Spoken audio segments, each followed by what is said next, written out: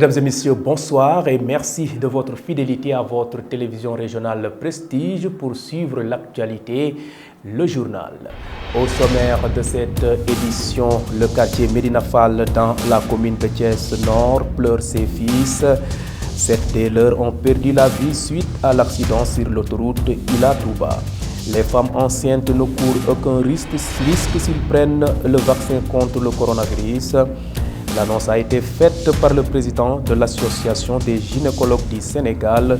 Les détails dans cette édition. Depuis la recrudescence de la troisième vague du coronavirus au Sénégal, c'est la ruée dans les centres de vaccination. Nos reporters étaient ce matin en ville pour le constat. L'actualité internationale et la page sportive mettront à terme à ce rendez-vous d'actualité. Merci de votre fidélité. Le développement, c'est après ceci.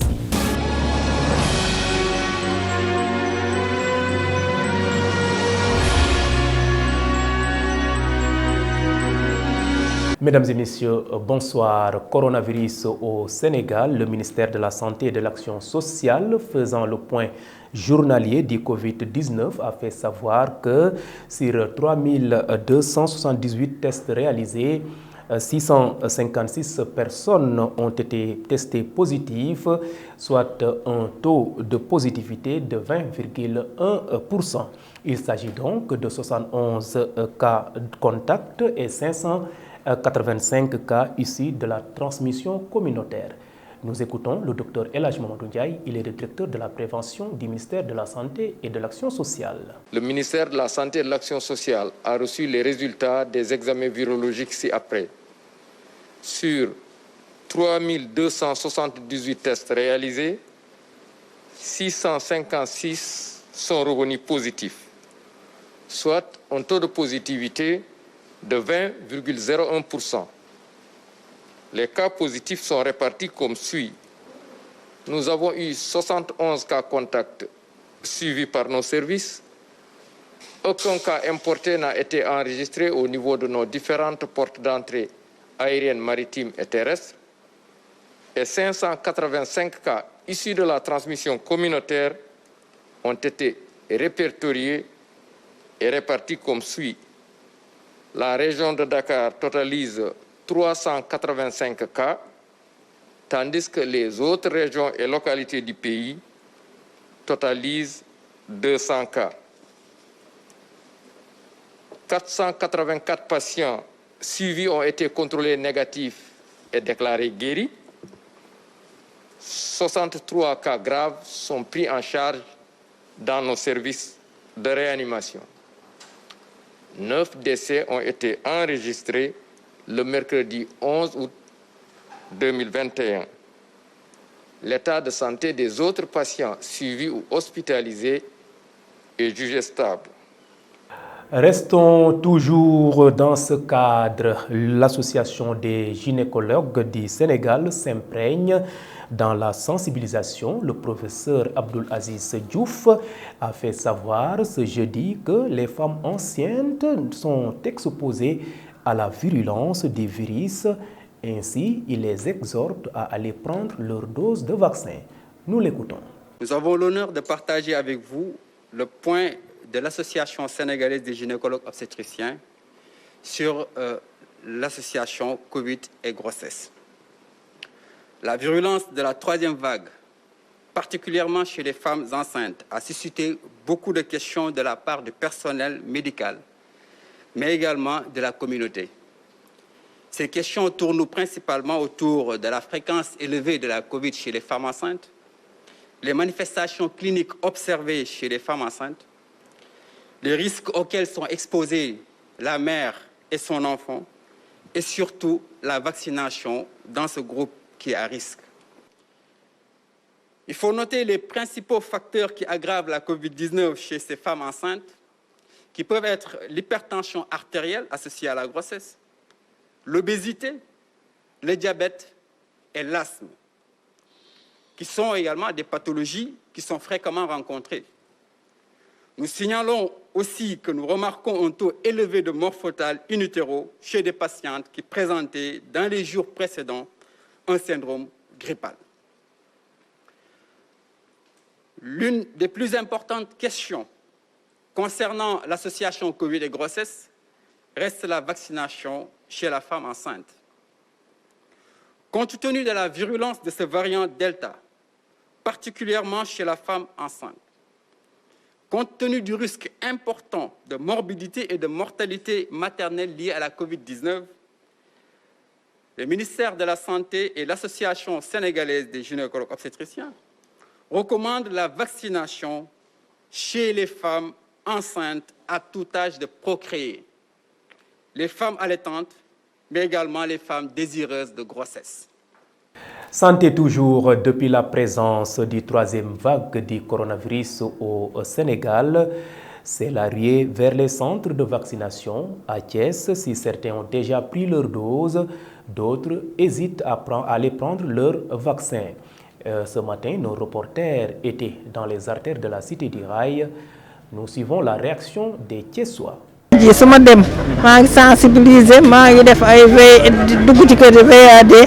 Chaque jour, j'accentue la sensibilisation pour pousser les jeunes à aller prendre leur dose de vaccin. Mais malheureusement, il y a de la réticence. Et si on remonte à quelques jours, on constate que beaucoup de gens avaient opté pour une ruée vers les centres de vaccination parce que le nombre de morts était en hausse vu la présence du variant Delta.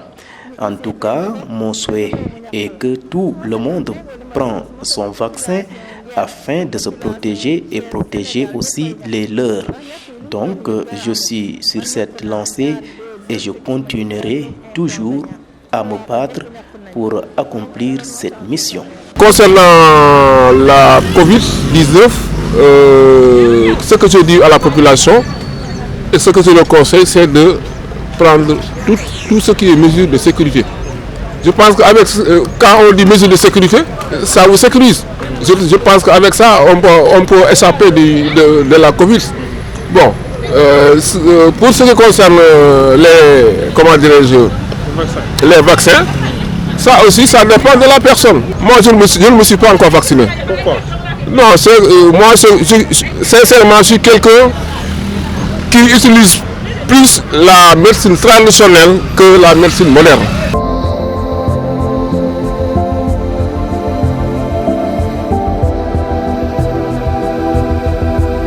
À présent, place à la rubrique Société. Dans cette édition, le quartier Médina Fall de Thiès, situé dans la commune de Thiès Nord, s'est réveillé ce mercredi dans la consternation. Sept jeunes issus de ce quartier ont perdu la vie dans un accident sur l'autoroute Ila Touba. Reportage. À Médina Fall, c'est toujours la consternation suite à l'accident sur l'autoroute Ila Touba qui a fait 7 morts. Tous habitaient ce quartier de la commune de Thiès Nord. Des habitants témoignent sur les défunts qui étaient des jeunes très connus. Ils étaient des jeunes très engagés, très connus dans le quartier. Vraiment, ils ne passaient pas inaperçus. Chaque fois, il donnait une attention particulière à la confrérie mouride. À chaque événement, il s'engageait à merveille pour participer sur différents travaux.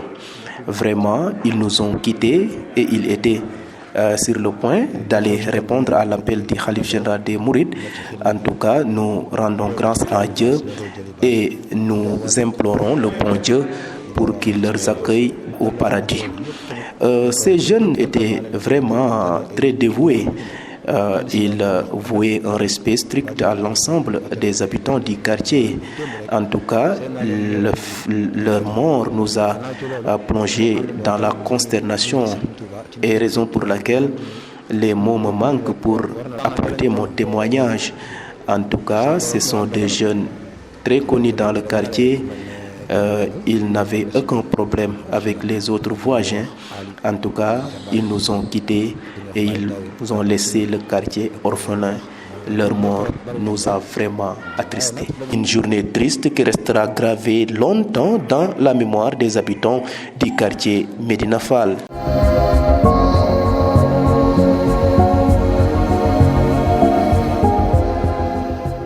Actualité nationale, le mouvement FDS Les Guelwaars du docteur Babacar Diop peine toujours à avoir son récépissé depuis sa création il y a de cela des mois.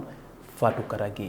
Nous démarrons l'actualité nationale par le pays qui a été évité de justesse au niveau de l'avenue Lamine Gueye de Dakar où un agresseur a ouvert le feu nuitamment sur un individu pour voler sa moto. Ce dernier a été blessé par balle au niveau du bras gauche selon nos informations. En effet, les éléments de la sûreté urbaine du commissariat central de Dakar en patrouille ont été alertés par les coups de feu. Ici, les hommes du commissaire Bara Sangaré ont neutralisé le détenteur de l'arme à feu après une brève course-poursuite. D'après nos sources, le second acolyte a réussi à s'échapper. Et puis en fin de parcours par la bande de 4 individus qui empêchaient les populations de dormir du feu à leur agissement délictueux. C'est en effet grâce au travail abattu par les éléments du commissariat de police de Saly Portugal que les 10 individus ont été appréhendés et attendus d'être déférés au parquet. Le commissaire Aïssatouka et ses éléments qui ont mis fin aux agissements délictueux de ces malfaiteurs a retracé au micro de Dakar Actu le film de l'arrestation des mises en cause mais aussi le modus operandi ainsi que leur zone de prédilection. Et enfin, plusieurs mois après avoir déposé son récépissé, FDS court toujours derrière le précieux sésame, la faute au terme Guelwaar, objet du refus. Pourtant, ce terme est marqué par un quadruple empreinte selon le leader du mouvement des forces démocratiques du Sénégal, le docteur Babacar Diop. C'était tout pour l'actualité nationale.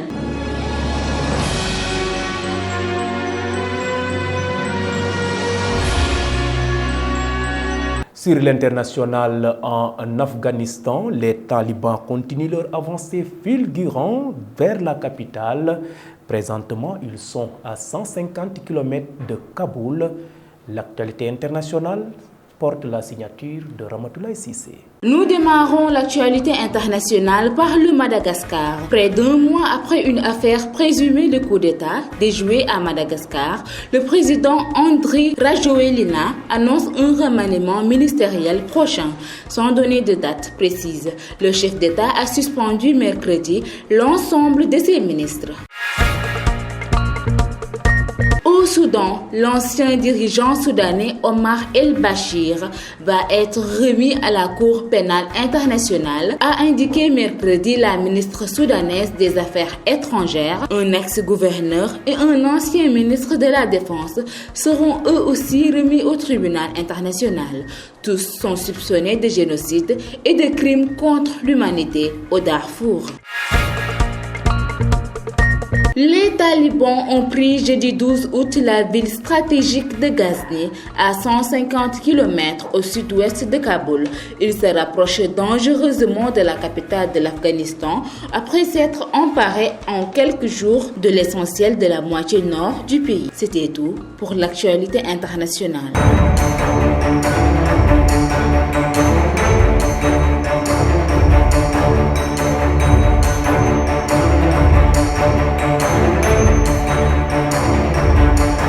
Parlons maintenant sport dans cette édition. Classement FIFA 2021, les Lions du Sénégal maintiennent toujours le cap en Afrique et occupent la 21e place au niveau mondial, nous dit Ndeye Koumba Fall.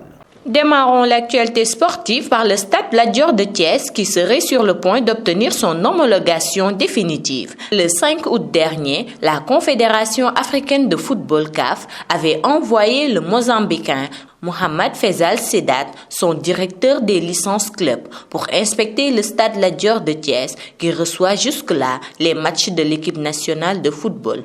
Une visite d'inspection qui devrait faire du bien à la Fédération sénégalaise de football. En effet, nous apprenons que le Stade Lat Dior de Thiès, qui abrite les matchs de l'équipe nationale A du Sénégal depuis mars 2019, devrait désormais être jugé apte par la CAF à recevoir les éliminatoires de la Coupe du Monde 2022. Et puis, après pas moins de 340 matchs internationaux disputés depuis la publication du dernier classement, la FIFA a publié son nouveau rang du mois d'août. Toujours leader en Afrique, le Sénégal gagne une place mondiale. Même s'ils n'ont pas encore remporté la CAN, les Lions du Sénégal dominent le classement FIFA Zone Afrique depuis plus de 2 ans. Les vice-champions d'Afrique comptent 1545 points, devançant la Tunisie, 2e en Afrique, 28e mondial, et l'Algérie, 3e en Afrique, 30e mondial. Terminons par la question qui pour stopper Thomas Tuchel. Depuis son arrivée à la tête de Chelsea en janvier 2021, l'entraîneur allemand ne semble pas avoir de limite. Après avoir triomphé de Manchester City en finale de Ligue des Champions, le voici vainqueur de la Super Coupe d'Europe après une victoire contre Villarreal 6-5 en tir au but à Belfast. C'était tout pour l'actualité sportive.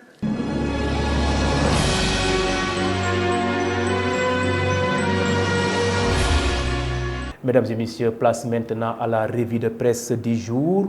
Elle porte la signature de Rokhaya Dabambeng. Bienvenue. Journée des Hassidas pour implorer le recours divin contre la pandémie de la Covid-19 et pour la stabilité socio-économique.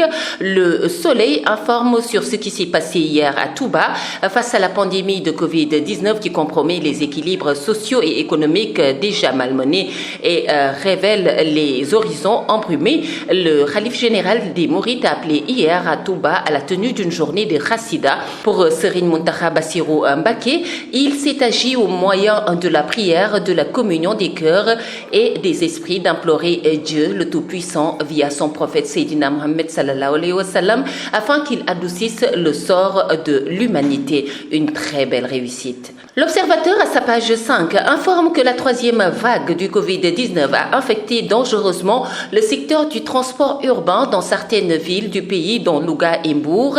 Dans ces deux localités où les bus Tata faisaient partie des moyens de transport les plus empruntés, les clients se font désirer par crainte de choper le Covid.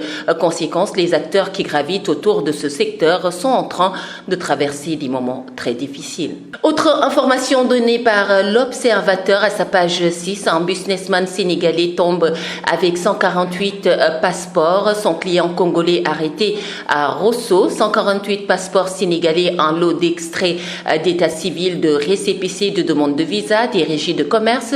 Ce sont les faux documents saisis au parcelles Zasseni, au domicile d'un homme d'affaires sénégalais, cerveau d'un réseau de faussaires. Natif de Matam, Assangot a été perdu par la chute de son client congolais, cueilli à Rosso par la police avec de faux documents sénégalais. Les Échos sur la journée des Hassidas le 11 août 2021 revient sur l'événement qui a vu le jour avec l'arrivée du Khalif général des Mourides Serigne Mountakha Mbacké. Se basant sur les tendances haussières de la courbe épidémiologique de la semaine passée, le marabout avait émis un digel que chacun la célèbre chez soi. N'empêche, beaucoup de talibés ont rallié la ville sainte de Touba à cette occasion. Restons avec les Échos qui annoncent que les ex-associés de Kabirou Mbodj lui réclament 75 milliards de francs CFA. À titre de dommages et intérêts, le procureur requiert 6 mois de prison ferme.